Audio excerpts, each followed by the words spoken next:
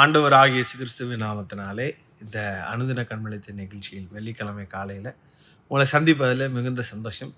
சந்தோஷமாக இருங்க, சந்தோஷமாக இருங்க. மறுபடியும் சொல்கிறேன், சந்தோஷமாக இருங்க. சந்தோஷமாக இருக்கிறது தான் நம்முடைய ஸ்ட்ரென்த். மறக்காதீங்க, மறக்காதீங்க. இந்த வாரம் ஃபுல்லாக நம்ம என்ன பார்க்குறோம் அப்படின்னா, ஒரு சர்ப்ரைஸ் விசிட் நம்ம லைஃப்பில் நடந்தால் என்ன நடக்கும் அப்படின்னு சொல்லி ஒவ்வொரு நாளும் ஒவ்வொரு வித்தியாசப்பட்ட மனிதர்களே ஆண்டவர் சர்ப்ரைஸாக விசிட் பண்ணும்போது என்ன நடந்தது அப்படின்னு ஒவ்வொரு நாளும் பார்த்துட்ருக்கோம். முதல் நாள் பார்த்தோம், ஆபிரகாமை ஆண்டவர் சந்தித்தார், அவனுடைய வாக்குத்தத்தத்தை உறுதிப்படுத்தினார். 2வது நாள் பார்த்தோம், லோத்தை சந்தித்தார், அவனை விடுதலையாக்கினார். 3வது நாள் மோசேயை குறித்து பார்த்தோம், குறைவுகளை நிறைவாக்கினார். 4வது நாள் நேற்று என்ன பார்த்தோம் அப்படின்னா, ஆகார் கண்ணுக்கு தெரியாமல் இருந்ததை தெரிய வச்சார்.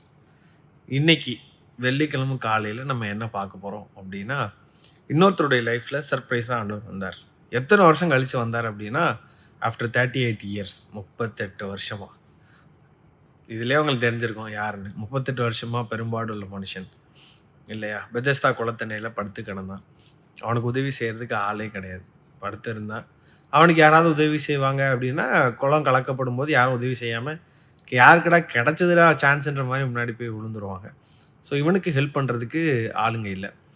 ஸோ இப்போது என்ன நடக்கு அப்படின்னா, இவன் 38 வருஷமாக somebody will help me, somebody will help me அப்படின்னு சொல்லி ஒரு எதிர்பார்ப்போடு 38 வருஷமாக காத்திருந்தான். 38 வருஷமாக காத்திருந்தவனை எதிர்பாராத ஒரு நாள் ஒரு சர்ப்ரைஸ் விசிட் திடீர்னு வந்தார். நீ சுகமாக விரும்புகிறாயா? ஆமாயா, ஆனால் என்னை கொண்டு விடுறதுக்கு ஆளே இல்லை அப்படின்னு சொன்னோடனே ஆண்டவர் சொன்னார், உன் படுக்கையை எடுத்துக்கொண்டு நீ நட. இதுலேருந்து என்ன நம்ம லைஃப்பில் நடக்க போகுது அப்படின்னா, இன்றைக்கி உங்களை சர்ப்ரைஸாக விசிட் பண்ணுற ஆண்டவர் என்ன செய்ய போகிறார் அப்படின்னா, நம்முடைய லைஃப்பில் நிறைய நேரம் நம்ம யோசிக்கிறது உண்டு, நான் யாருக்கும் பாரமாக இருக்கணும் அப்படின்னு நம்ம நினைப்போம். இவங்களுக்கு நான் பாரமாக இருக்கேனா? நம்ம நிறைய நேரம் நினைக்கிறதே பாருங்கள், நம்ம ரொம்ப தூரம் யோசிக்க வேண்டாம்.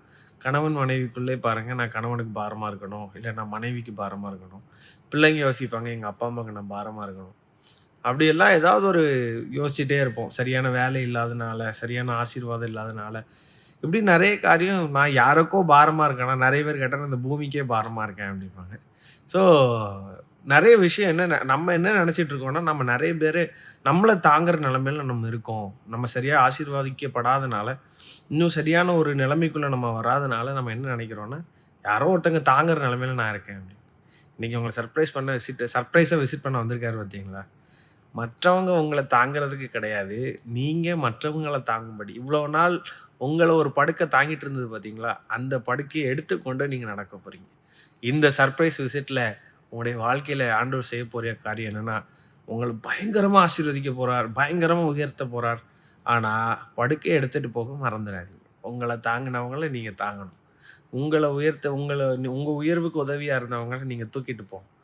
என்ன அப்படின்னா, மற்றவங்கன்னா நிறைய பேர் நமக்கு உதவி செய்ய மாட்டாங்க.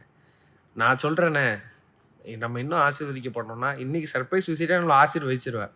ஆனால் நம்ம தூக்கிட்டு போக வேண்டியது என்ன தெரியுமா? உடன்படிக்கை பெட்டியாகிய இந்த வேதம்.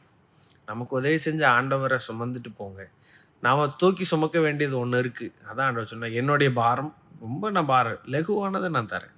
என்னென்னா, அவனவன் தன் சிலுவை எடுத்துக்கொண்டு அனுதினமும் என்னை பின்பற்ற கடவுள். நம்ம சுமக்க வேண்டிய ஒன்று இருக்குது, நம்முடைய சிலுவை. உங்களை ஆசீர்வதிப்பார், உங்களுடைய நிலைமையை மாற்றுவார். மற்றவங்க உங்களை தாங்கின நாள் போய் நீங்கள் மற்றவங்களை தாங்குகிற நாள் வரும். சுமக்க வேண்டிய சிலுவையை, சுமக்க வேண்டிய வேதத்தை சுமந்து பாருங்கள், இன்னும் ஆசீர்வதிப்பார். God bless you.